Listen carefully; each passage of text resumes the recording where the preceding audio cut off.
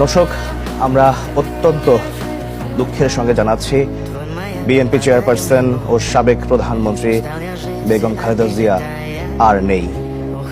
আজ সকাল 6টায় রাজধানীর এভারকেয়ার হাসপাতালে শেষ নিঃশ্বাস ত্যাগ করেন তিনি। গত রাতে তাকে দেখতে রাজধানীর এভারকেয়ার হাসপাতালে যান দলের ভারপ্রাপ্ত চেয়ারম্যান তারেক রহমান। এছাড়াও হাসপাতালে যান বিএনপি মহাসচিব মির্জা ফখরুল ইসলাম আলমগীর। এর আগে হাসপাতালে গিয়েছিলেন খালেদা জিয়ার জ্যেষ্ঠ পুত্রবধূ ডাক্তার জুবাইদা রহমান, বড় বোন সেলিনা ইসলাম, ছোট ভাই শামীম ইস্কান্দার, তারেক রহমানের মেয়ে জাইমা রহমান ও আরাফাত রহমান কোকোর মেয়ে জাহিয়া রহমান।